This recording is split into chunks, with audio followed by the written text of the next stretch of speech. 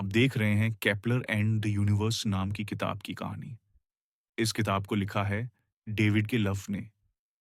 ये किताब हमें एक ऐसे इंसान की जिंदगी के बारे में बताती है जिसने आसमान को देखने का हमारा नजरिया हमेशा के लिए बदल दिया, जोहान्स केपलर।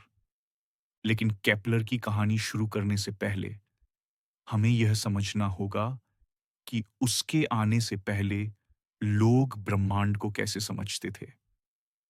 बहुत पहले, जब इंसान रात के आसमान को देखता था, तो उसे बहुत सारे तारे और चमकते ग्रह दिखाई देते थे। लोग सोचते थे कि ये सब चीजें हमारी धरती के चारों ओर घूम रही हैं। यूनान के बड़े सोचने वाले जैसे अरस्तु और टोलेमी ने यह कहा कि धरती ब्रह्मांड का केंद्र है। उनका मानना था कि सूरज, चांद और सारे ग्रह सब हमारी धरती के चारों ओर घूमते हैं। लेकिन जब वैज्ञानिकों ने ग्रहों की गति को ध्यान से देखा, तो चीजें उलझी हुई लगीं। कभी ग्रह सीधा चलते दिखते थे, तो कभी उल्टा। इन्हें समझाने के लिए टोलेमी ने बहुत जटिल मॉडल बनाए, छोटे-छोटे गोल चक्रों पर घूमते हुए ग्रह। उस समय धर्म का बहुत असर था। लोग मानते थे कि धरती को केंद्र में रखना भगवान की योजना है। अगर कोई यह कहे कि सूरज बीच में है, तो उसे गलत और खतरनाक समझा जाता था। फिर आए निकोलस कोपरनिकस। उन्होंने कहा, शायद सूरज ब्रह्मांड का केंद्र है, न कि धरती। ये बहुत हिम्मत भरी बात थी। कोपरनिकस ने यह बात अपनी किताब में लिखी, लेकिन डर की वजह से वह इसे अपनी मौत से पहले ही छपवा सके। कोपरनिकस का मॉडल सुंदर था, लेकिन वह भी पूरा सही नहीं था। ग्रहों की गति अब भी पूरी तरह समझ नहीं आ रही थी।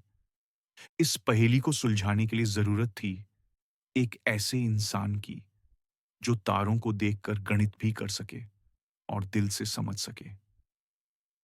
और तभी आया जोहान्स केपलर। वह सिर्फ एक वैज्ञानिक नहीं था, बल्कि एक ऐसा इंसान था जिसे ब्रह्मांड की धुन सुनाई देती थी। उसने सवाल किया, गणना की और फिर खोज निकाले कुछ ऐसे नियम जो आज भी सच हैं। यह अध्याय खत्म होता है उस पुराने सोच के साथ, और शुरू होती है एक नई सोच जो हमें ब्रह्मांड के और करीब ले जाती है। अगले अध्याय में हम जानेंगे केपलर का बचपन, उसका संघर्ष और कैसे एक छोटे बच्चे ने सितारों की ओर देखना शुरू किया, जो आगे चलकर इतिहास बदल देगा। चैप्टर 2, केपलर का बचपन और शुरुआती जीवन। जोहान्स केपलर का जन्म हुआ था साल 1571 में, जर्मनी के एक छोटे से शहर में। उसका परिवार बहुत अमीर नहीं था। उसका बचपन आसान नहीं था। गरीबी, बीमारी और संघर्ष से भरा हुआ। लेकिन वो बच्चा खास था।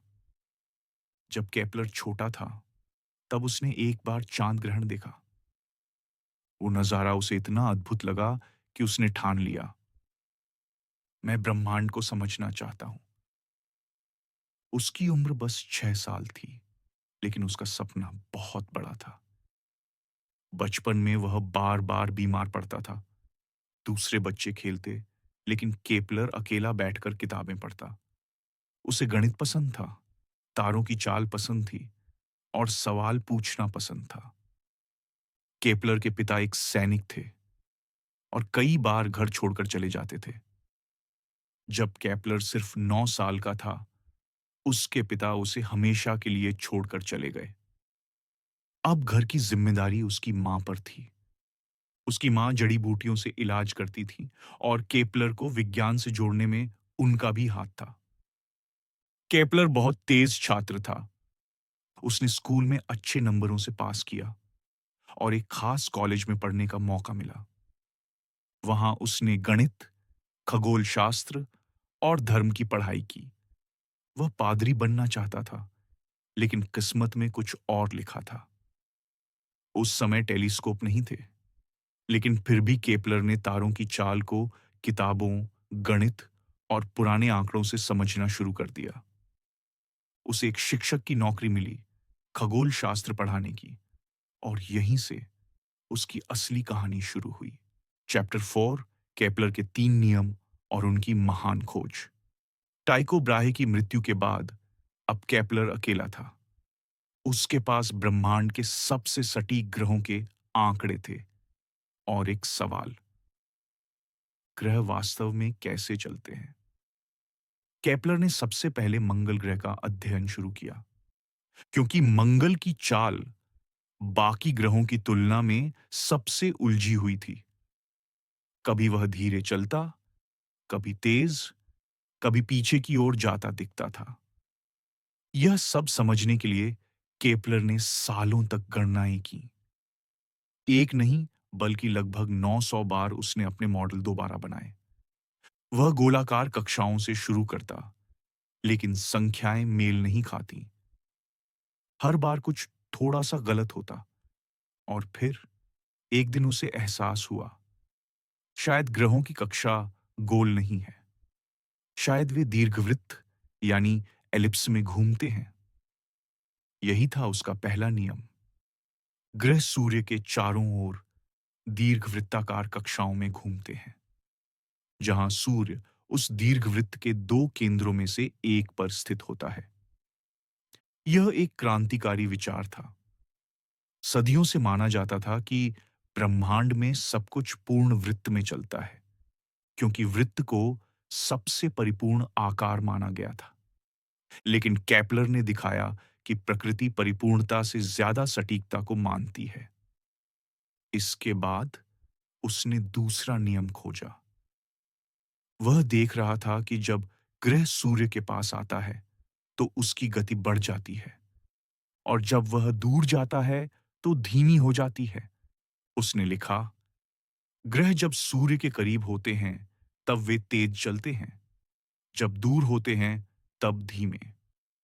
यह था उसका दूसरा नियम, समान क्षेत्रफल का नियम, law on off equal areas. यह बताता था कि ग्रहों की गति स्थिर नहीं, बल्कि बदलती रहती है, सूर्य के आकर्षण के हिसाब से।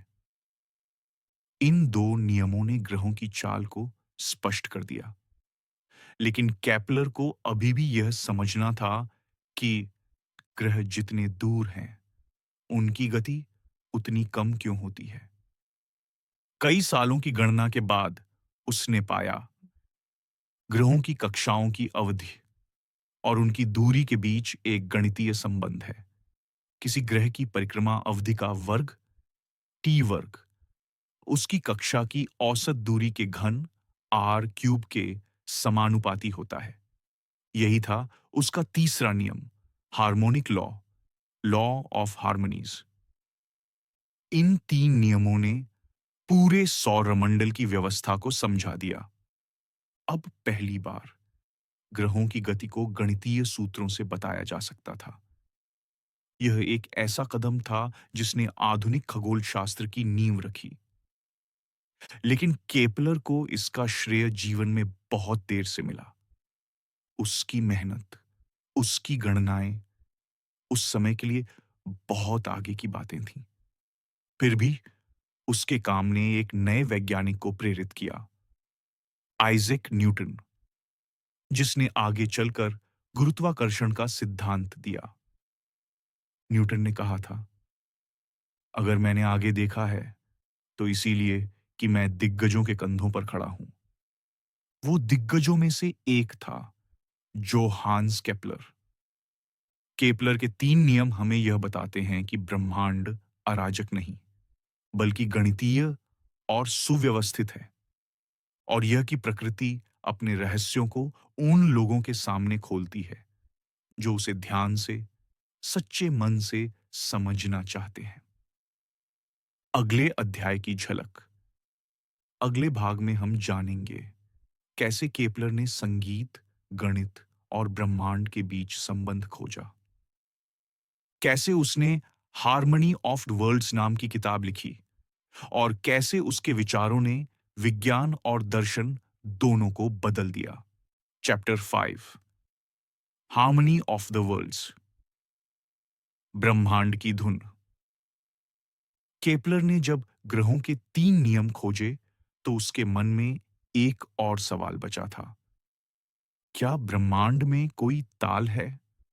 क्या यह सिर्फ गणित नहीं, बल्कि किसी गहरे पैटर्न पर आधारित है?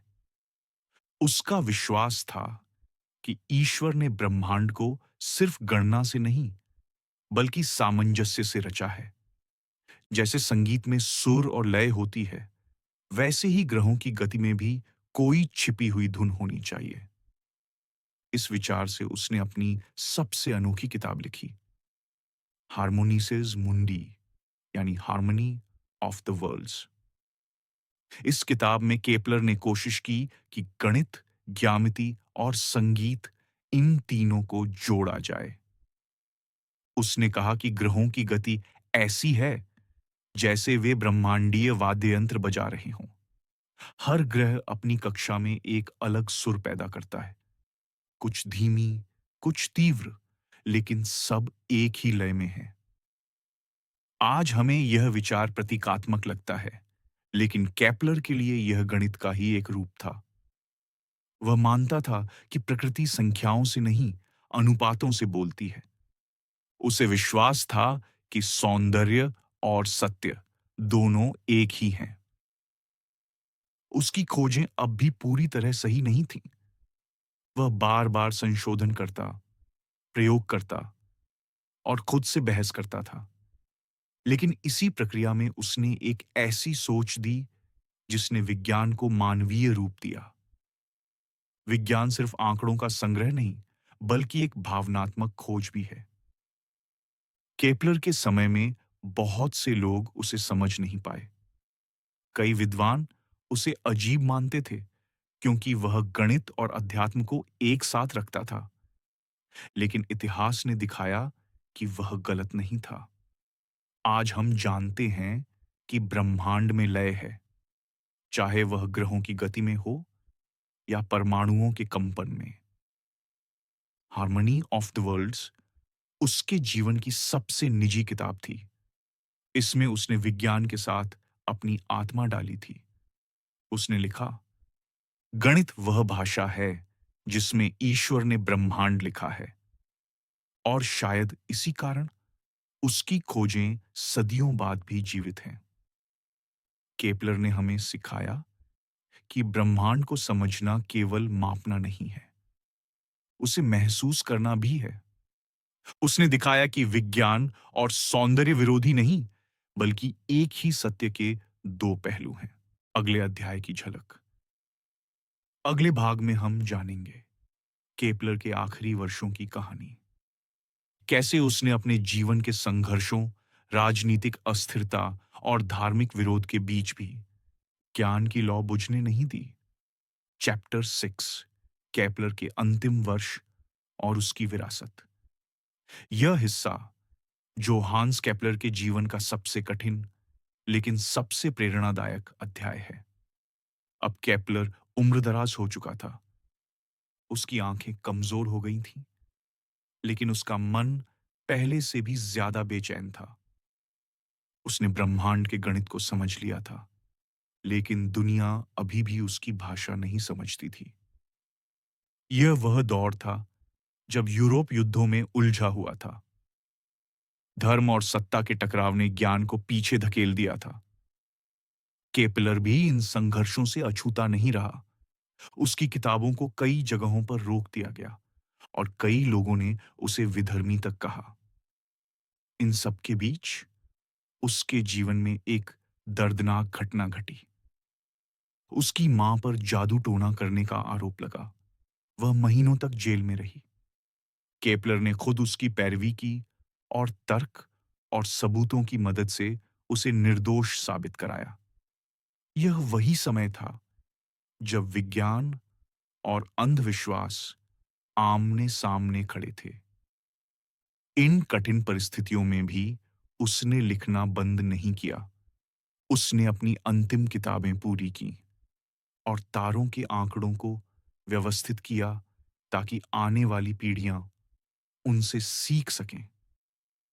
उसकी सबसे बड़ी पूंजी अब उसके विचार थे, जो किसी युद्ध से, किसी राजा से छीने नहीं जा सकते थे। साल 1630 में केपलर ने अपनी आखिरी सांस ली। वह साधारण परिस्थितियों में मरा, लेकिन पीछे छोड़ गया एक ऐसा ज्ञान जिसने आने वाले वैज्ञानिक युग की नींव रख दी। कई दशकों बाद आइजैक न्यूटन ने जब गुरुत्वाकर्षण का सिद्धांत लिखा, तो उसने केपलर के नियमों को आधार बनाया। उसने बताया कि ग्रहों की वही दीर्घवृत्ताकार गति असल में गुरुत्व बल के कारण होती है। इस तरह केपलर के विचार अमर हो गए। वो विज्ञान के ताने-बाने में शामिल हो गए। आज जब हम आधुनिक अंतरिक्ष यान से ग्रहों की दूरी नापते हैं या कंप्यूटर से तारों के पथ की गणना करते हैं, तो हम केपलर के ही रास्ते पर चल रहे होते हैं। नासा के एक स्पेस टेलीस्कोप का नाम भी केपलर रखा गया, उसी सम्मान में जिसने हमें सिखाया कि ब्रह्मांड का संगीत गणित की भाषा में बजता है। केपलर की कहानी हमें यह याद दिलाती है कि सच्चा ज्ञान अक्सर अकेलेपन में जन्म लेता है। वह हमें यह सिखाता है कि सवाल पूछने की हिम्मत ही विज्ञान की सबसे बड़ी शक्ति है। उसने साबित किया, ब्रह्मांड को समझने के लिए केवल आंखें नहीं, मन और साहस दोनों चाहिए। चैप्टर 7, केपलर की सोच से आज का ब्रह्मांड। यह अध्याय सिर्फ इतिहास नहीं, बल्कि विज्ञान की उस निरंतर यात्रा की कहानी है, जो केपलर से शुरू होकर आज के अंतरिक्ष युग तक पहुंची है। 400 साल पहले एक व्यक्ति ने अपने छोटे से कमरे में बैठे-बैठे ब्रह्मांड के लिए गणित का एक नया व्याकरण लिखा था। आज उसी गणित की भाषा में हम तारों, ग्रहों और गैलेक्सी की बात करते हैं। केपलर के नियम अब सिर्फ किताबों तक सीमित नहीं, वे हर रॉकेट, हर ऑर्बिट, हर मिशन के आधार हैं। साल 2009 में एनएएसए ने एक टेलीस्कोप को अंतरिक्ष में भेजा। उसका नाम था केपलर स्पेस टेलीस्कोप। उसका मिशन था हमारे सूरज जैसे तारों के चारों ओर घूमते नए ग्रहों को खोज निकालना। वही गणित, वही नियम, वही दृष्टि, बस साधन बदल गए थे। उस टेलीस्कोप ने हजारों नए ग्रह खोजे, जिनमें से कुछ पर जीवन की संभावना भी हो सकती है। हर बार जब कोई नया ग्रह खोजा गया, विज्ञान ने मौन में केपलर को याद किया। उसके 3 नियम आज भी उतने ही सटीक हैं, जितने वे 17वीं सदी में थे।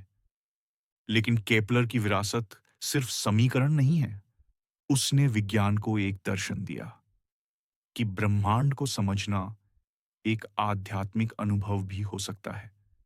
उसके लिए गणित, संगीत और ईश्वर एक ही सत्य की 3 भाषाएं थीं, और यही सोच आधुनिक विज्ञान में यूनिटी ऑफ नेचर की नींव बनी। आज जब खगोल शास्त्री दूरस्थ गैलेक्सियों का अवलोकन करते हैं या ब्लैक होल के चारों ओर प्रकाश के झुकाव को मापते हैं, तो वे उसी जिज्ञासा के उत्तर ढूंढ रहे हैं जो केपलर के मन में जलती थी। क्या ब्रह्मांड किसी गहरे पैटर्न पर बना है? समय ने बहुत कुछ बदल दिया, परंतु ब्रह्मांड को समझने की मूल प्रक्रिया वही रही। सवाल, अवलोकन और गणना। केपलर ने दिखाया कि अराजक दिखने वाले आकाश में भी एक छिपी हुई व्यवस्था है, और यही विचार आगे चलकर आइंस्टीन, हबल और हॉकिंग जैसे वैज्ञानिकों तक पहुंचा। आज हम जानते हैं कि ब्रह्मांड सिर्फ एक यांत्रिक संरचना नहीं है, यह एक जीवित पैटर्न है जहां ऊर्जा, पदार्थ और समय एक साथ नृत्य करते हैं। केपलर ने उस नृत्य का पहला कदम पहचाना था। इतिहास में ऐसे लोग बहुत कम होते हैं जो भविष्य की सोच को दिशा देते हैं। केपलर उनमें से एक था। उसने हमें यह सिखाया कि ज्ञान कभी किसी युग का नहीं होता, वह समय से परे होता है। हर युग उसे अपने तरीके से समझता है, लेकिन उसकी रोशनी हमेशा एक सी रहती है।